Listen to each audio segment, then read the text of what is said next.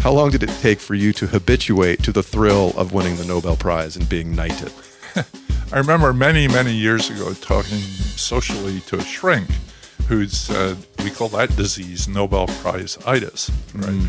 Which is that, no one's paying any attention, no one's recognizing your work, and if only you can get the Nobel Prize, everybody would recognize you and those would go away. Right. Well, and he said the one thing we learned in my profession is that getting the Nobel Prize does not cure Nobel Prize-itis. Right. And it's true. If you're insecure about people not paying any attention to you, you'll be insecure after you win the Nobel Prize. Hello, ladies and gentlemen, and welcome to another episode of Crazy Money. This is your host, Paul Ollinger, coming to you live from Atlanta, Georgia, where I am back home clean after 10 days on the road with Collective Soul and Styx. It was a super fun adventure. I'll tell you about that in a minute. Today's episode is an encore conversation with Sir Angus Deaton. He's a Nobel Prize-winning economist from Princeton whose research into the relationship between income and happiness was groundbreaking and oft quoted in news and other research. Let me ask you a question. If you make $150,000 a year, are you twice as happy as somebody who makes $75,000 a year? Are you half as happy as somebody who makes $300,000 a year? Well, Sir Angus's research dives into those questions and gives us some structure with which to think about the problem. Is more always better? I'll talk about Sir Angus in just a minute. Let me tell you a little bit more about the Styx Collective Soul experience. It was amazing. I slept on a bus for, 8 of the last 10 nights. 2 of those nights we were in hotels. It was a lot of fun. 13 dudes on a bus is quite an experience, and I was wildly impressed with how well everybody got along. Their commitment to the mission, their commitment to the tour, their commitment to each other was great. So I want to say thank you to everybody from the Collective Soul Camp for your hospitality and making me feel like part of the gang. Without Ed Roland, this whole experience never would have happened. I am grateful to him for his artistic generosity, but also to my bunk brothers, Dean Roland, Johnny Rabb, Will Turpin, Jesse Triplett, the greatest crew a band could have, Chaney Brannon, Vince, Tom, Fern, Craig, Bobby, and Tim. You guys, thanks for tolerating me. Sorry for consuming my disproportionate share of oxygen over the past 10 days. It was a lot of fun. Hope we can do it again sometime. Also, shout out to Charlie Bresco at Red Light Management for making the whole thing happen. And the guys at Styx, the whole crew, from George Packer, their tour manager, who was amazing, to all the guys in the band and all their crew. Everybody was really nice, and I am enormously grateful. Let's talk about Sir Angus Deaton, shall we? How many times in the same conversation do Styx, Collective Soul, and Sir Angus Deaton come up? I wonder. Maybe I should focus my brand a little bit tighter. I don't know, but all these things are very interesting to me. Telling jokes of questionable taste in front of 7,000 people on a Sunday in Oklahoma City, and then riding on a bus with a bunch of rock stars, and then coming home and talking about declining marginal returns of wealth. I don't know. Am I trying to do too much? Is my aim too wide here, or should I pick one of these things and go as deep as possible? Don't answer that question. I know what I'm doing. This is working. All right. Princeton economist and Nobel laureate Sir Angus Deaton co-authored a famous study concluding that well-being peaks at $75,000 a year in income, or put more accurately, as you will hear him say in this interview, past $75,000 a year, there is no additional increase in happiness. Now, some of you, especially those of you living in high cost of living areas like New York City, San Francisco, are like hell, I could live on $75,000 a year and be happy.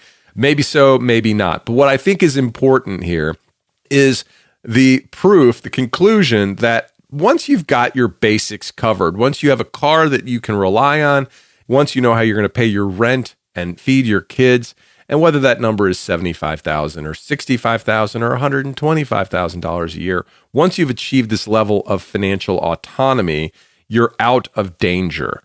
You're out of the existential danger that people who live in financial chaos deal with on a daily basis. I was there a long time ago, and not for many years, but I lived it for a while, and it sucked bad. When you don't know how you're going to pay your rent, there's no way to live. And I've said many times on the show, the richest I've ever felt is the day I paid off my student loans. I still believe that, and I believe it's highly related to this concept that Sir Angus Deaton talks about. That $75,000 a year in income is a convenient highlight, a convenient quote, but the results of the research are often misconstrued and go much deeper than the headline.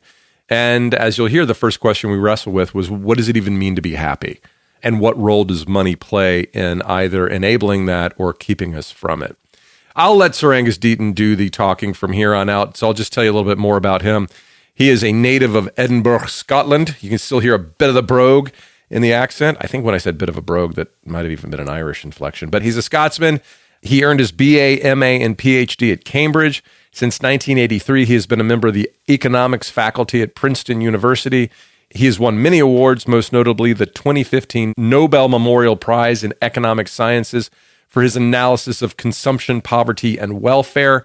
In 2016, Deaton joined the Order of the British Empire, named Knight Bachelor, for his services to research in economics and international affairs, thus the Sir in Sir Angus Deaton.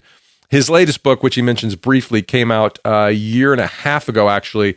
It's called Deaths of Despair and the Future of Capitalism.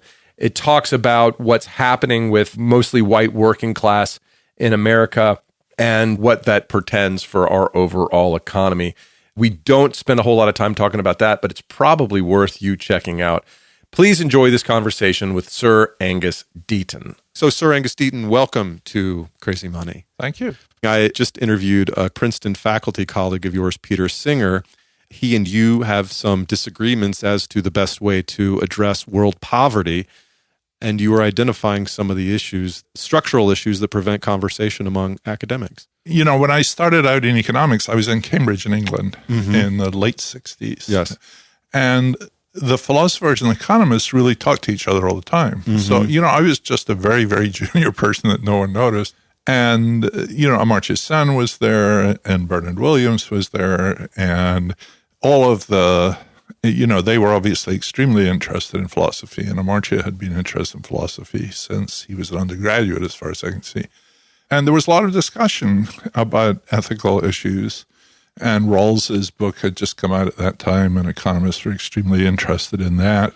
Economists were very interested in how you build ethics into a tax system, for instance. So Jim Merlees was there then doing the work that he eventually got the Nobel Prize for.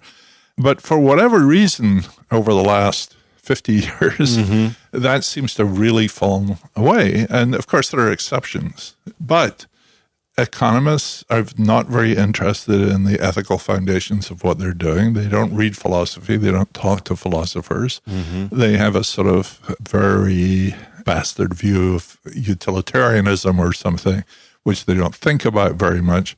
And then They think about utility. They think about utility, but, you know, for them, it's just a U. It's a mathematical symbol on the page. Right. You know, it's not something you feel. Right. Thing. And so it's manipulated, and you would have a very hard time getting a philosophically coherent statement out of most economists. On the other hand, it's left the philosophers who are interested in practical affairs, of which Peter Singer would be a very good example. Because they don't talk to economists, they don't understand how the world works very well, I think. And so you really need to bring a knowledge of how the world works with some ethical understanding if you're going to do policy. Yes. And I think both sides are doing that badly. Because I don't think, I mean, you've read the last chapter of The Great Escape, and I'm not sure that those philosophers who are interested in saving the world have much understanding of the political and economic mechanisms that go on in those countries. You know, they have strong ethical preferences for helping people, which is fine. So do I. Sure. But it leads us to very different places. I hope we have time to get back to that. The fundamental objective of this podcast is to explore the relationship between money and happiness. Okay. And you've done some very important work in this field. I'd like to get to that before. And if we have time, Sure. we'll come back to those other things. Absolutely. So I'm hoping we can start with a very simple question. Professor Deaton, does money buy happiness? Well, maybe I could start with the joke since you're a comedian, you know, which is my ex-colleague Danny Kahneman, with whom I did that work. He always said, well, yeah, money buys happiness. The problem is you can't turn happiness into money. It's true. And that many people would do a lot better if they could. So does money buy happiness? Well, not really. You know, you presumably looked at our paper. Oh, I did. I mean, part of the point of that paper, which was a research agenda to which I'm still committed, is that the word happiness is used in a very loose way. And there's happiness, which is, you're looking at me and you're smiling, you look pretty happy. I'm pretty happy having this interview. So we're both feeling good at the moment. Sure. And that's a form of mood or happiness and so on. There's a different sort of happiness, which people use the word for all the time, which is how well do you think your life is going, right? And both of those are really important. I mean, it's nice to feel happy.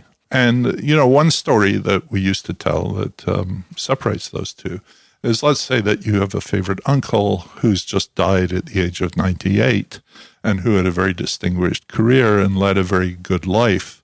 And you've just been at his funeral, for instance. And if someone says, were you happy today? That's probably not the word you would choose. Right. You would say, I was mourning this man. I was very sad at his departure. I was thinking about all the good times we spent together and how we'll never have those again. So there's a lot of sadness. There's regret, nostalgia, but happiness is probably not the word you would use. On the other hand, if you said, is your life going well? You'd say, this is the way life is supposed to be. These things happen and everybody has to die, and he could not have died in a better way. So you could say, this is a good life. And, that I think in some ways is a more fundamental question. Does this fictitious uncle of mine have a lot of money, and how much of it will I inherit? I don't think that really matters in this case. It might. And in fact, it might just cloud this. Yes. So that you'd probably be better off in that situation, having pure memories of your uncle that are not contaminated by the motive you've just imputed to yourself.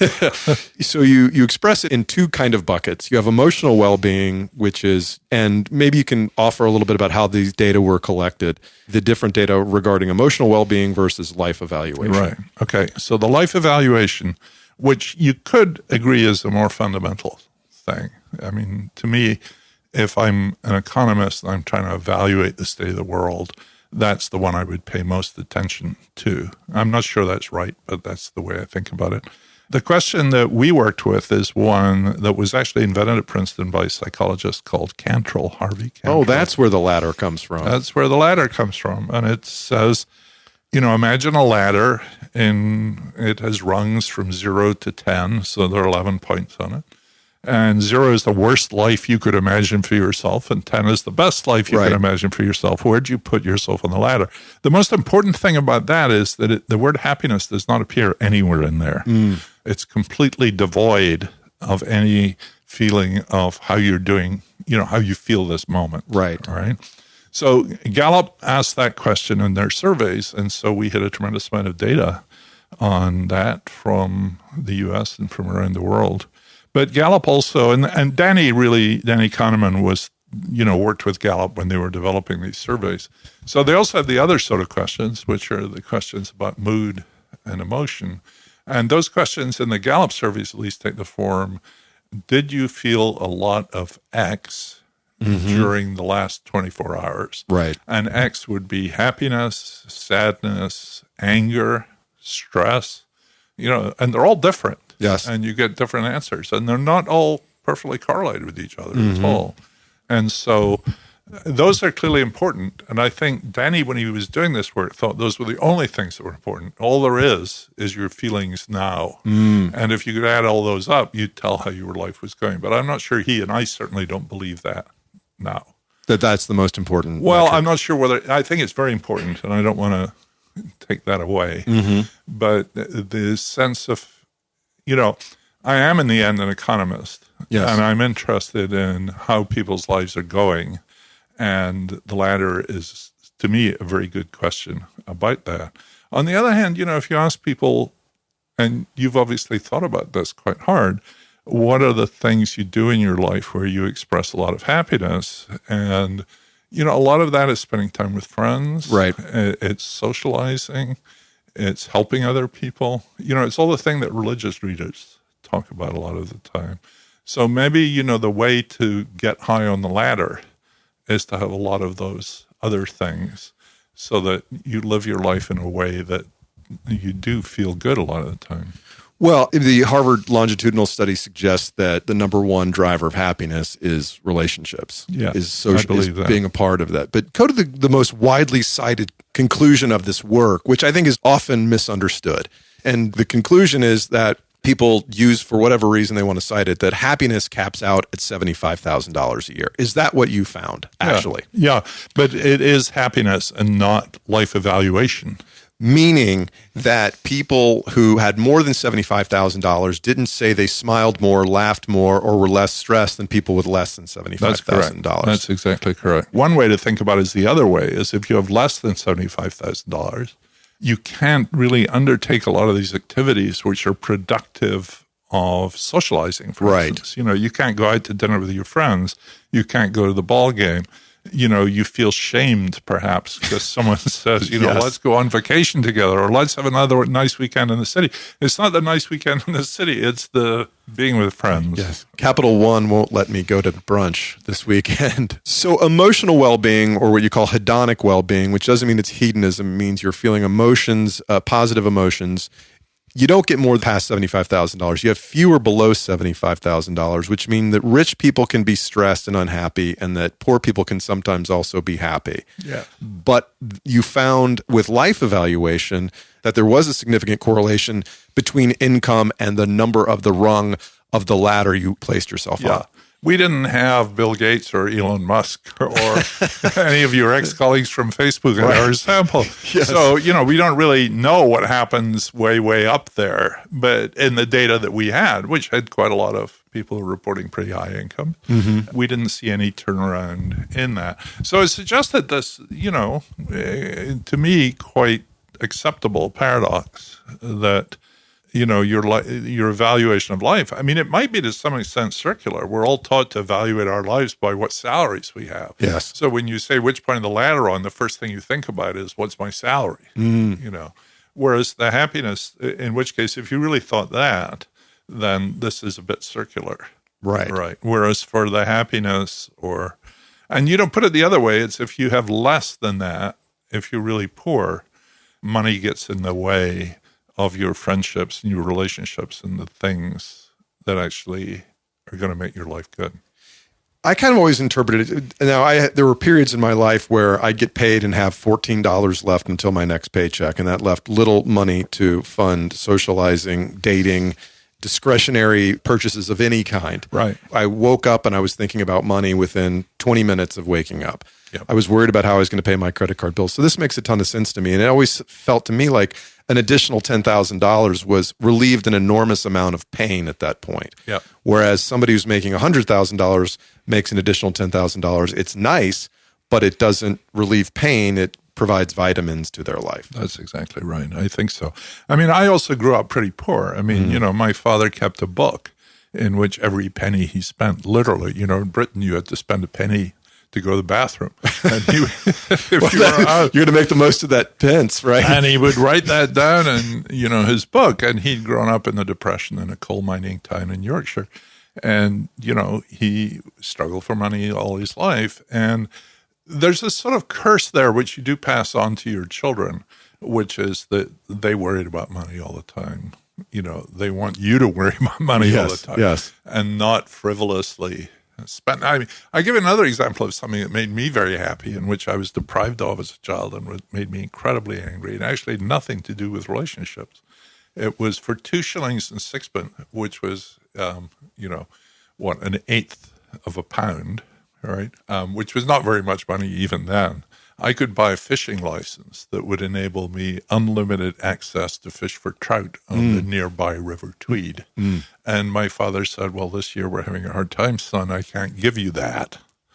And I was enormously resentful over that because it was like withholding a big chunk of happiness and contentment and meaning in my life over what seemed like a very small sum of money. So I don't think it's just relationship. would you catch and release those trout, or did you take them home and eat them? Yeah, my mother was sending me out for food. What she was doing. That seems like a very good investment of an eighth of a pound, right? Right. Well, maybe I didn't catch enough, or maybe it was just what in economics we call a liquidity crisis. Yes, that he didn't have the money to give me the what we call a half crown at that point. But I just remember the resentment to this day. Yes. But it's like the sort of things we're talking about. Yes. Someone wants me to go and have dinner with them, and I can't take them a bottle of wine, or I can't take them a six-pack of beer or something, and I feel ashamed.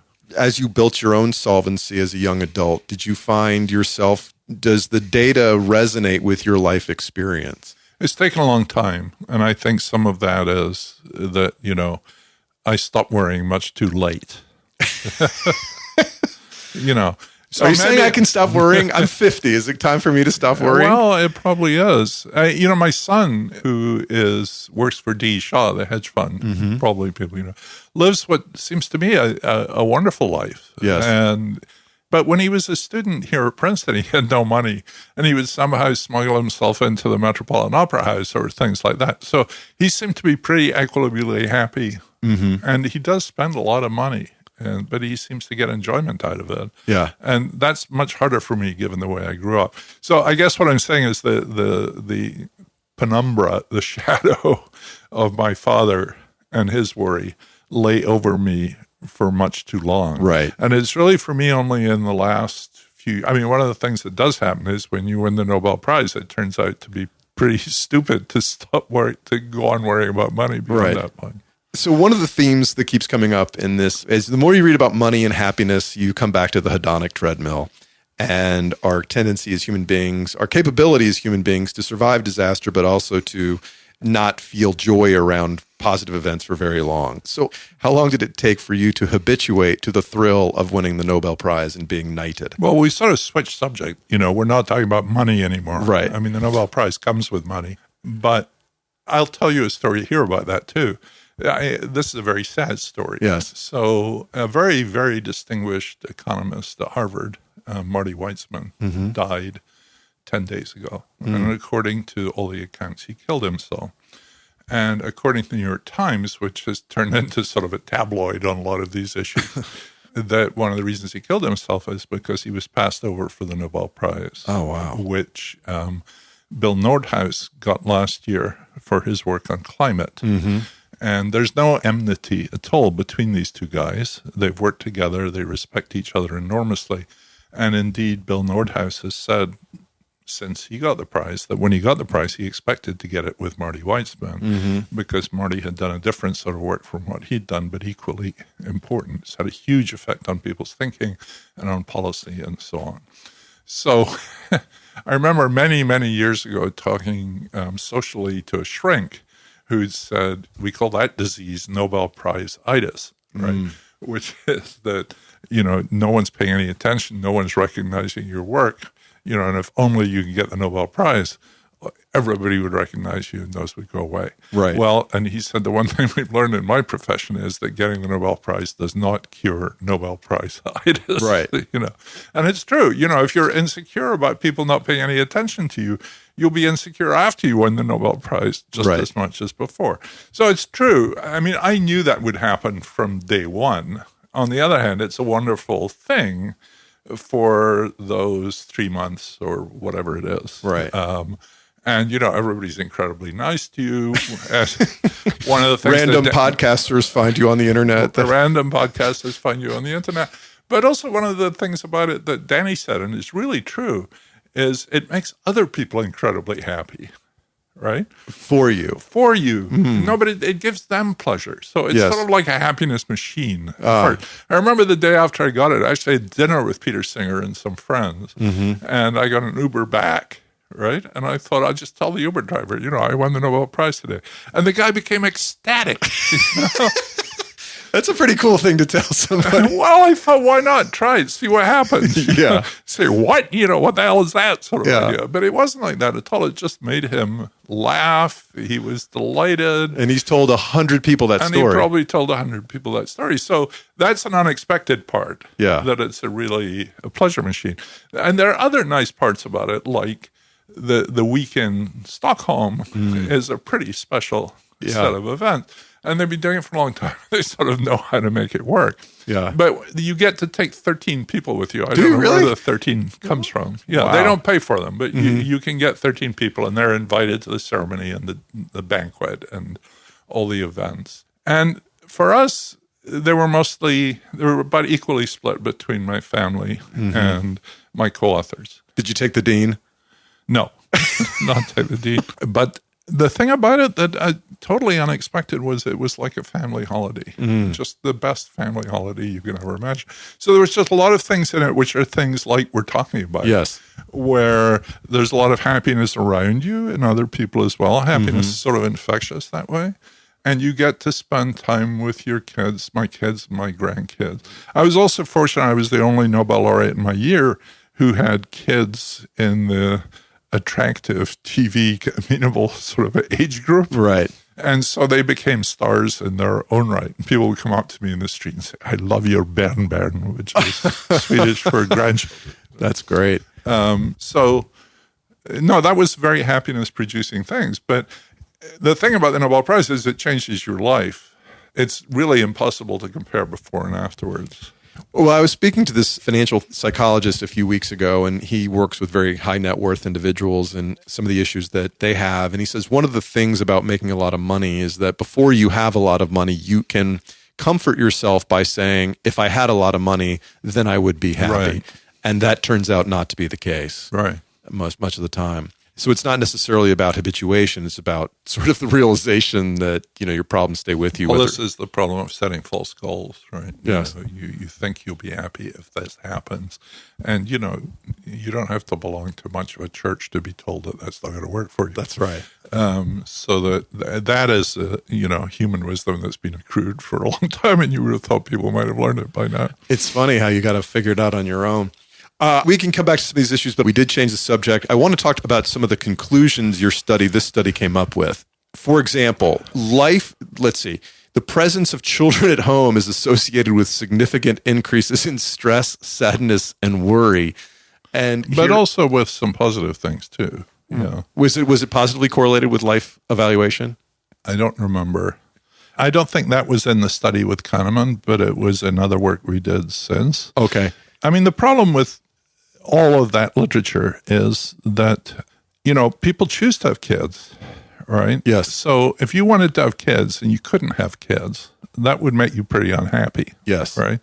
If you didn't want kids, remember the days when you used to get your girlfriend pregnant or it was a concern? I don't know what you're talking about, sir. Of course not. But, I tried not to. Right. But that was time. something that could make you seriously unhappy. Very stressed, right. Yes.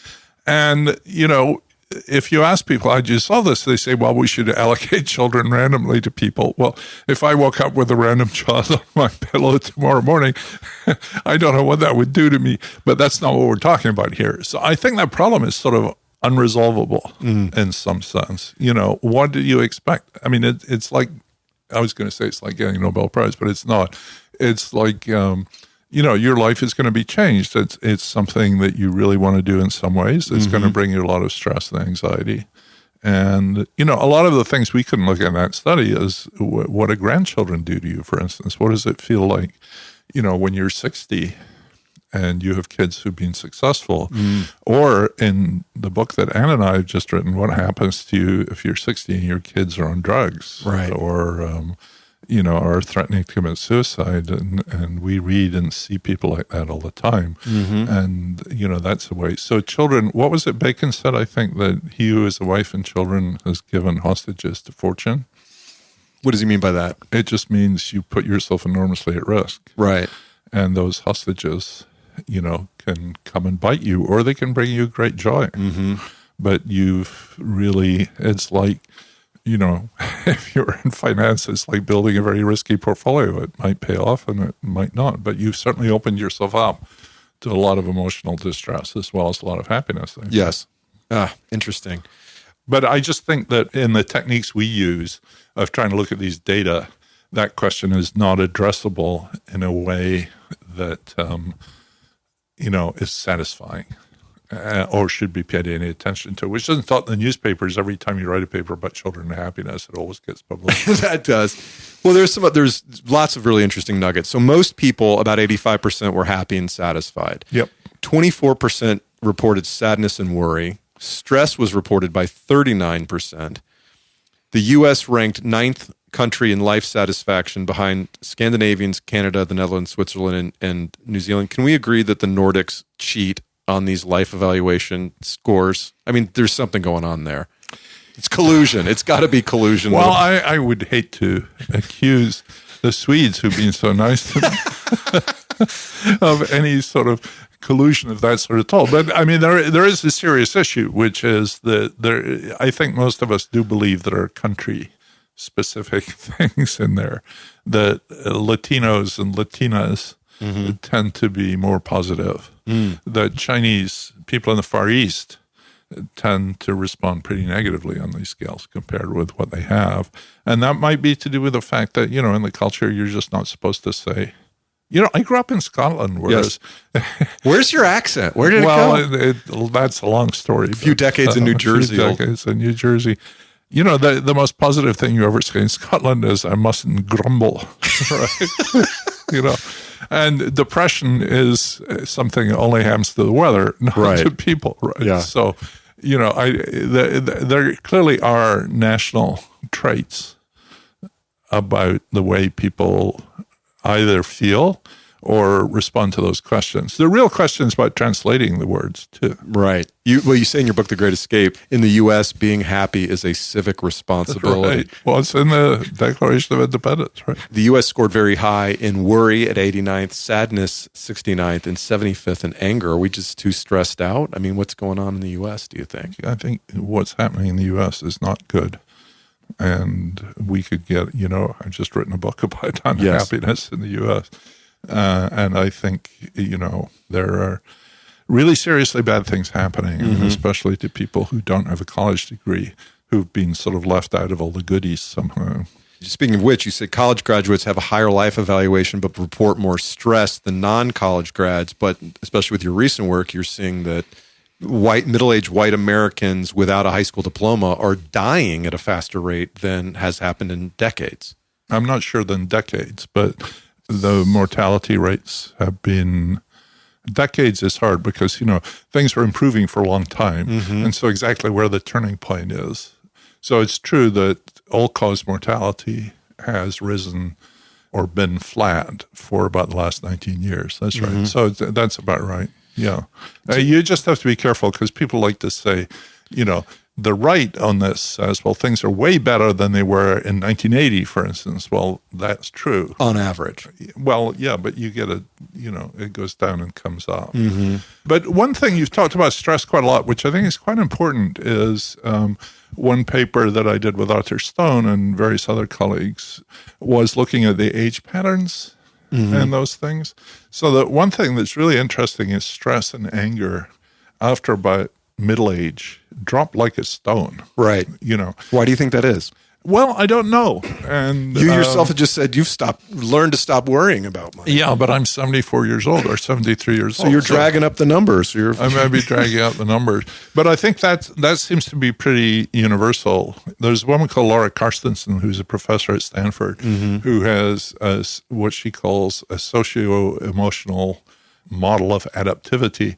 And the point is that you get wiser as you get older. You stop going on blind dates, for goodness sake. That's one example you get. I mean, a blind date is like giving hostage to fortune, right? It's probably going to be totally miserable, but you still have to do it anyway. Well, when you get to be 70 years old or 60 years old or 55 years old, you stop trying to make friends with people who are going to be bad for you, and you rely more on the people. So I think there is a lot of, you call it wisdom if you like. I think there is a growth in wisdom, and you learn not to do things that are going to make you really unhappy. There are other things too. I mean, when you're in your 50s, you have kids to worry about, you have parents to worry about, and it's very easy for people in that age to feel completely overwhelmed. And, careers put a lot of stress on people at that age. Yes. And, if you've got children who are not doing very well or whose future is very uncertain, I think probably the major source of unhappiness among the people we know who are like us are that kids are not settled. How does your most recent work with your wife around mortality and morbidity, is there any connection between the happiness study and that? Or which of those two studies, what pieces are consistent between those two things? I'm not sure. And also, just to correct the record on my tape, she's the senior co-author on this work. I'm sorry. And, she's a professor here at Princeton. I know. This Professor Ann Case. Professor Ann Case, yes. yeah. And she doesn't react well to Angus Deaton and his wife. Oh, I'm sorry. I didn't. That's all right. I apologize. No, it's Professor okay. Case. It's just if we could correct that on the tape, that'd Absolutely. be great. But some of it is, one of the things we've struggled with is we think of a lot of these deaths as broad form suicides in some sense, that you either take your own life because your life is completely disintegrated and it's not worth living anymore, or your life is so miserable you sink a quart of bourbon when you come home from work every day, or you're susceptible. If you're in pain, physical pain, or even social pain, because you've lost friends or because the work environment you used to work in is not there anymore. The brain uses opioids to try to make you feel better. The pain circuits are based around opioids. And so external opioids can really make you feel better. You help the brain along and restore these things. But obviously, if things are going really badly, there's potential for addiction and all those sort of things. One of the things, when Ann and I started working on this topic, we came into it through the happiness side. So one of the questions that had been in the back of my mind for years, no one could ever answer, or people answered it, but they gave me contradictory answers, was, are places where people are very happy places where people are less likely to kill themselves? And one of the senior scholars in this field said yes, and the other one said no. And it turns out the data are not that predictive. So, for instance, in the U.S., there's this huge suicide belt up the Rocky Mountains. So the county we spend our time in the summer is Madison County, Wisconsin, which is around Ennis. The suicide rate there is... Wisconsin? No, Madison County, Montana. Montana, right, okay. Yeah. And we are now in Mercer County, New Jersey. Okay. And the suicide rate in Madison County, Montana is 5 times the suicide rate in Mercer County, New Jersey. Overall. How do you mean overall? Well, as opposed to among white men in their 40s. Just the suicide rate there. And I think that's over the last decade. There are not enough suicides year by year in a county that size. And yet, I don't know about Madison County. It's too small to have the data on it, but happiness is these life satisfaction numbers are very good all the way up the Rocky Mountains. So people say they're doing really well, and they kill themselves. Some of that happens across European countries too. The Scandinavian countries used to have pretty high suicide rates. They're not so high anymore. And they were always way up on this happiness scale. So we started out thinking, well, what is the link between happiness and suicide? And it turns out there isn't much of one. And if you look very hard, you can find things. But so this epidemic of death does not seem to be particularly, you don't see, unhappiness going up in the same way. So there's no correlation between either life evaluation or emotional well-being? Well, emotional well-being, physical pain is very strongly linked to suicide. So, and yet the things that we've been talking about that predict happiness, like social isolation, I forget what the numbers are, but I think there's 2,000 people per square mile in Mercer County, and there's 2 per square mile in Madison County, because they're mostly pine trees and rocks, right? Sure, there's no people there. So, and a lot of the suicide literature suggests that's a real risk factor because you don't have people to turn to. You're out on the range by yourself. But we don't know. And yet there are pieces in the book we talk about that. For instance, one of the things that's very interesting is if you look at stress and pain and the latter and the other measures, blacks are now doing better than whites, conditional on education. So blacks tend not to get a college degree, or at least a much lower fraction of them get college degrees than whites do. But once you look at college grads and people without a college degree, blacks tend to do better on all those measures now than whites did. which I'm not sure what it tells you.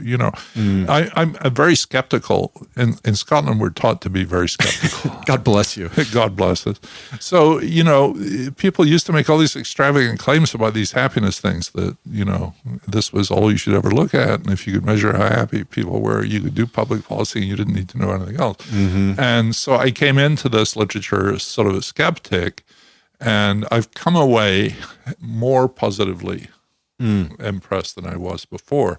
Partly because of the things we've been talking about, a lot of which makes sense, right? Mm-hmm. And, economists tend to be very narrow, and if these things pick up the amount of time you spend with friends or these things, that's a really good thing because we're taking a broader view of the world. So as the economy changes and manufacturing jobs go away, the middle class goes away, does that accelerate social isolation and the things that lead us to our own destruction?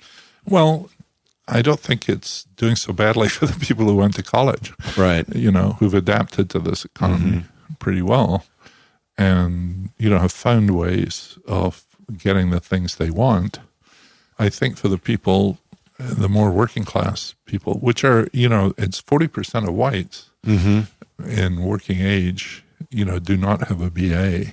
So it's 40% of the U.S. population are whites without a BA. So it's a much larger number than that. Right.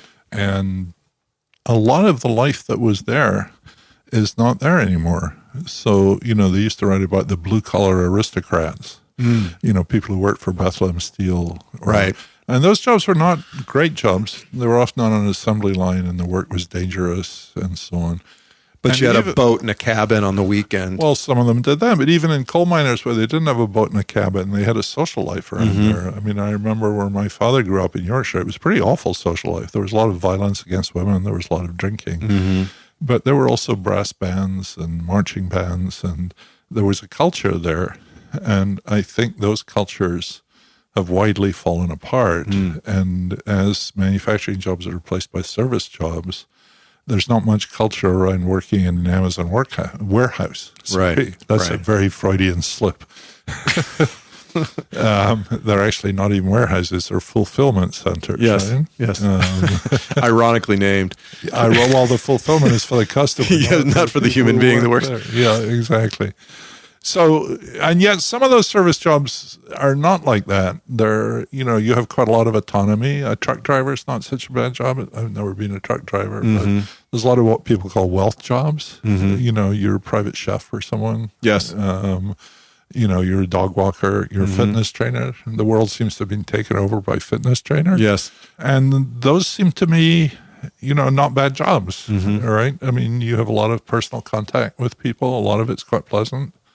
I think working at McDonald's or working in a call center or driving for Uber is this sort of mixed thing. I think some of it could be good and some of it could be bad. Right. So I think the nature of work is changing in very unpredictable and difficult ways for people who don't have a BA.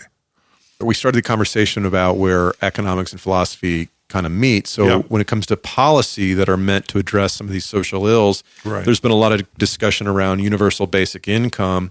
One of the cons would seem to be that you could just stay home and get a check and you don't have to socialize. You don't have to go out to work. You don't have to have something to work at and find fulfillment in. How do you feel about it? Well, I think you want to worry about who's paying for those checks.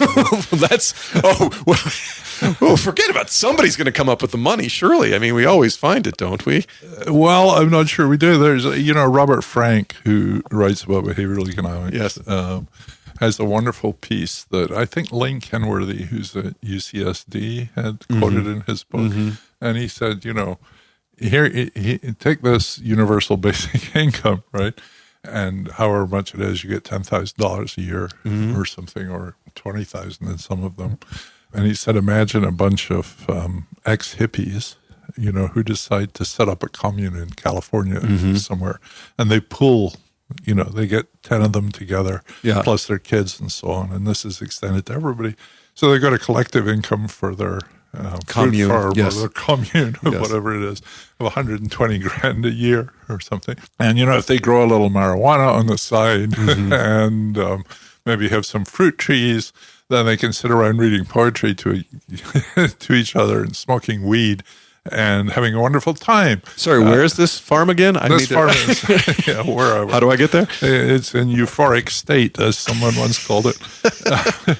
And Robert Frank says, well, imagine a dentist in Minneapolis, right, who's got varicose veins and who gets up at 6 o'clock in the morning and drives through the snow for an hour and a half to treat these patients, most of whom are trying to bilk him, who have bad breath and will reluctant to pay their bills. And he goes home and on the television, he sees this commune in euphoric state in which these people are having a wonderful time being paid for by his taxes. Yes, of course. It ain't going to happen, It just isn't. And, and we know this because in the Nixon administration, when Milton Friedman and people had pressed this idea of a negative income tax, they did all these negative income tax experiments in the U.S. in the 60s to try and find out what would happen. And when the results of that came in and went to Washington, even Daniel Patrick Moynihan, who was pushing this, just ran for the cover, right? Because it showed that if you pay people a lot of money, they won't work. Yes. Right? And that's a good thing. I'm all for it, that it would be wonderful. But you want to buy people free leisure before they've got health care or before they get to go to school or something? It just doesn't seem to me very high on the priority. And given that people don't like paying taxes, let's try to give people universal health care before we start worrying about universal basic income. Yeah. We mentioned before we started talking of some of the differences in your opinions about how to alleviate global poverty. And you come from the standpoint that global aid is not helpful. And if I'm paraphrasing you incorrectly, please correct me. What should we do to help? And I know you're deeply committed to alleviating global poverty. So how should we go about it? Well, the one thing is, I like to quote my friend Bill Easterly, who, whenever he's asked that question, he says, who put us in charge? Why do we have this responsibility? He wrote The White Man's Burden. Yes. Is that correct? Yes. Yeah. And that's a very good question, actually, because, you could have an ethical responsibility and believe you should do everything you can to make things better for people who are in real misery. But putting us in charge is a whole different kettle of fish, and it may violate human freedom. Someone sent me an article today from The Guardian in London where Bill Gates has given Modi a huge prize for sanitation project, right? And of course, the fact that he's locking up his people and depriving the Assamese who came from Bangladesh as citizens and is trying to take over Kashmir, which is majority Muslim state, is somehow they don't care about. So one of my criticisms of the aid industry is that it's not broad enough. I mean, it's trying to have clean toilet facilities for people and not worrying if their leaders are putting them in jail or persecuting them because they have this very narrow vision of what they should really be doing. So we should be giving aid to only states that have some human rights record, some minimum level of human rights. Well, then you get what I talk about in the Great Escape, which is this paradox that Peter Bauer first put forward, which is the states that you would like to give aid to where it's not going to do any harm are the ones that don't need it. Right. And the ones where it's going to do a lot of harm. And it's these ones in between, of which there seems to be an increasingly large number. I mean, Kagame in Rwanda is another example, or Modi in India, of oppressive authoritarian states, which actually can use the money because they're pretty well organized. Right. But nevertheless, I got into terrible trouble once for saying that Kagame was basically farming his people because, he can say, I'll let the aid agencies look after them, right, and you'll get all this goodness that, people don't get diarrheal disease anymore. And in the same time, I become a darling of the aid industry, and you don't go after me when I, punish my opponents and lock them up. And it's partly that, the aid people are not really taking things into account like freedom and democracy and the right to self-determination and so on, which are really incredibly important. So there are things that you can do, which is what I argue in The Great Escape, that if you can do things not in those countries, but for those countries, which is like giving them better trading opportunities, for instance, not levying protective talents against them, Also immigration, which we're going in the wrong direction on as far as that is concerned. I mean, I don't know what I think about immigration, but it's clear that, immigrants, the remittances that immigrants send home are multiples of foreign aid, and it's sort of under the people's own control. And a lot of the things I worry about are just not there. So, but my problem is just that, you have to think through the consequences of these things and much more broadly. There's unintended consequences. A lot of unintended consequences. And, providing schools for people stops people monitoring the schools and the schools belonging to them. So, these are really hard questions because people are suffering. Where do you give your charitable money? I worry about that a lot. And over the years, I've oscillated. I mean, I used to give it to MSF. I like MSF. What is MSF? I'm sorry. Médecins Sans Frontières. Right, yeah. And because they are alive to these ethical problems, and a lot of other aid agencies are not. And so they're the first to leave when they believe they've been morally compromised. Right. And I like that. But I tend to give more to places around here because I feel that, I can see what it's doing. And I'm not, a lot of the problem with aid is that the people who are giving the money are completely disconnected from the people who are receiving it. Right. So there's no real accountability.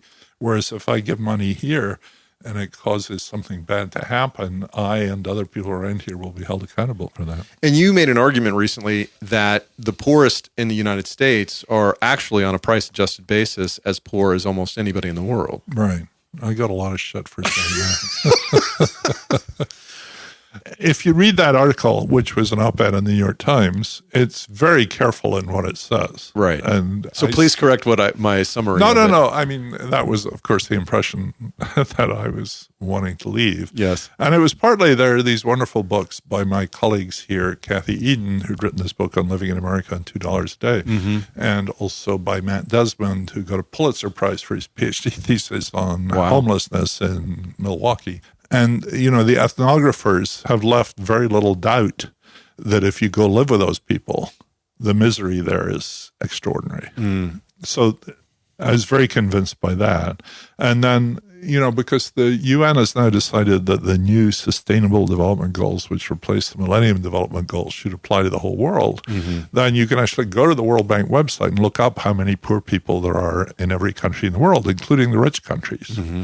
And you get these numbers that the New York Times put in that nice chart for me, showing that there are like 5 million people here. Now, the people on the right, of course, think that there is no poverty in America.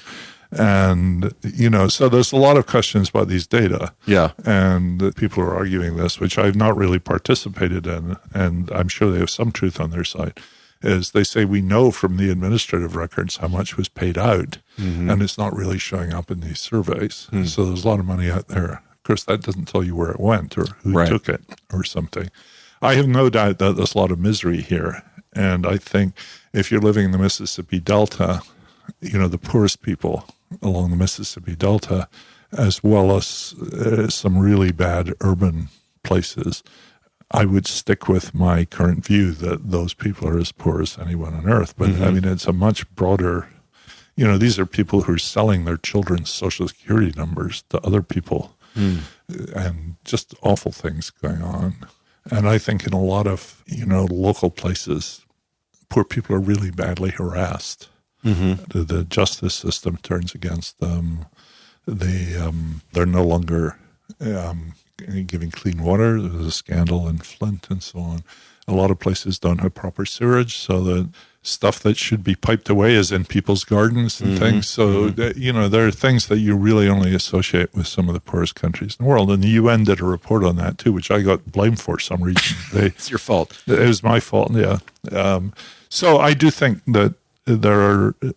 But that's different from the book that Anne and I have written, which is more about, this white working class. Right. These much better off. And the deaths are not happening among blacks, or they're not until very recently. And what seems to have happened very recently is that fentanyl has gotten into the drug supply and, with terrible consequences. You said you were worried about our country this country, the United States. What are you most worried about, and what do you hope is fixed by the time your grandchildren are adults? Yeah. My grandchildren are closer to adulthood. Well, let's say by the time they have kids, or if their kids have kids, in a generation, let's say. I find a lot of these problems quite intractable. For the reasons I give in The Great Escape, I'm very optimistic in the long run because I think people want things to be better and will somehow find ways. And that's been true over the last 250 years. But of course, it's not continuous progress.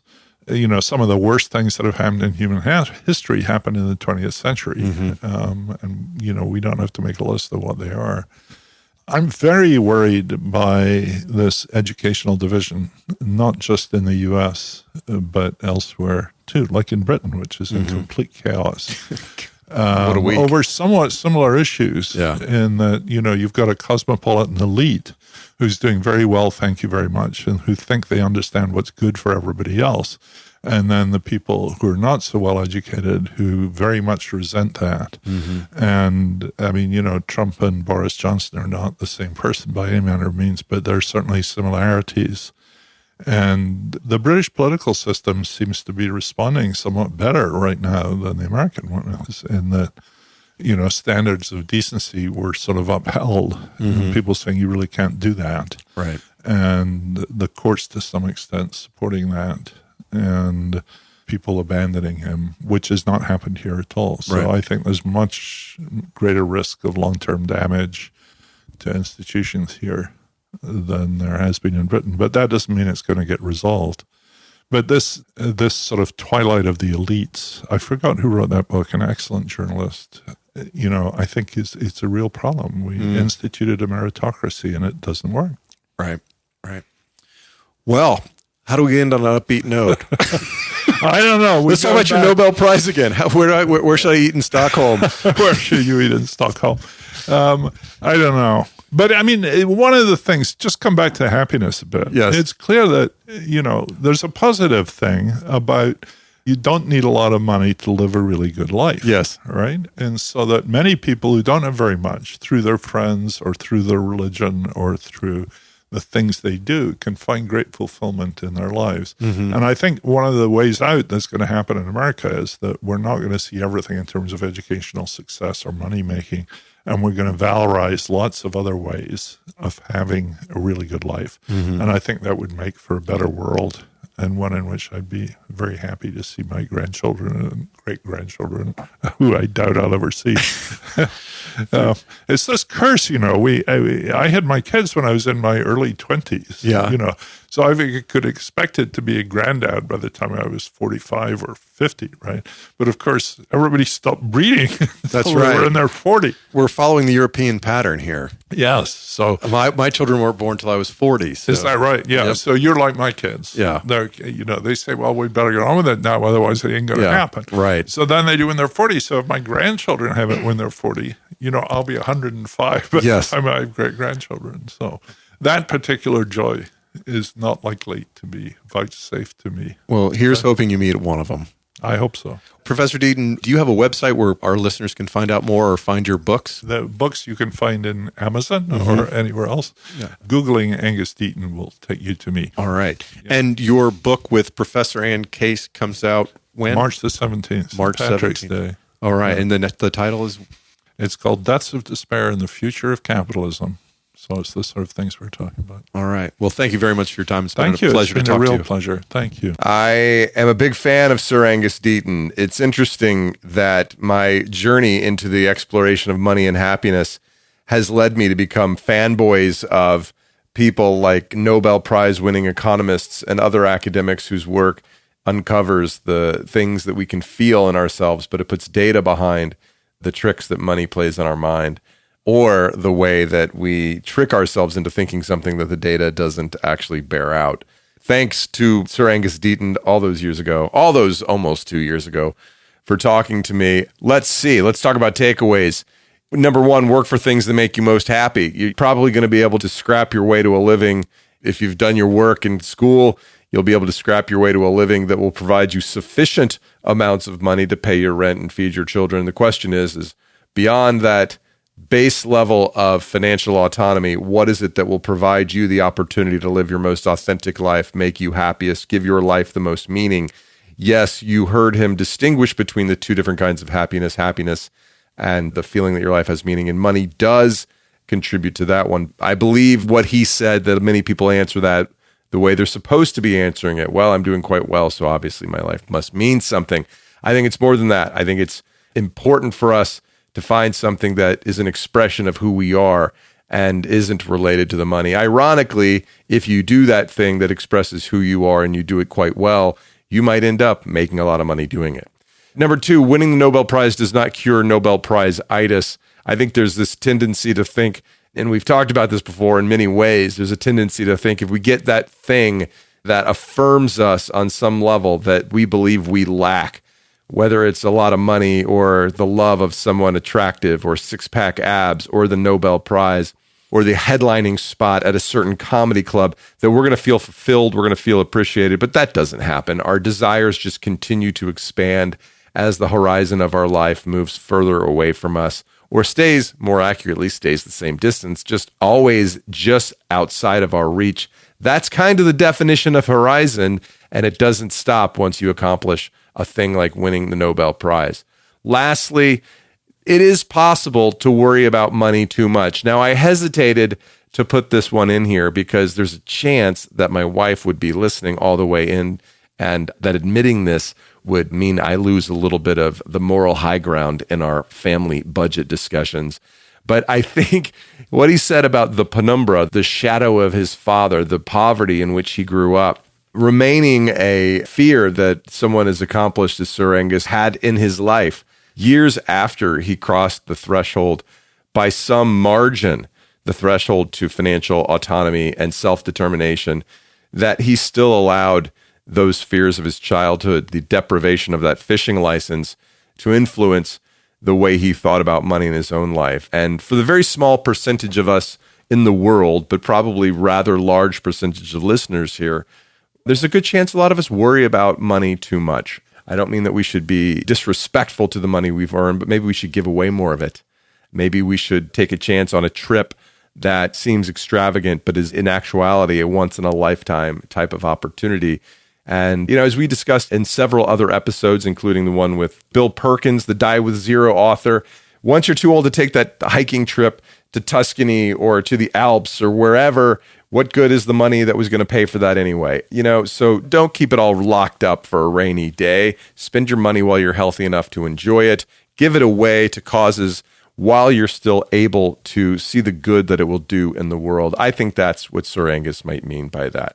Loved that I got the opportunity to talk with him. Next week, Pete Davis, he is the author of a book called Dedicated: The Case for Commitment in an Age of Infinite Browsing. His Harvard Law School graduation speech has been viewed like 35 million times on the web, and this book grows out of that inspiring speech. I know you're going to enjoy this conversation, so see you back here next week. In the meantime, Mike Carano, make me sound smart.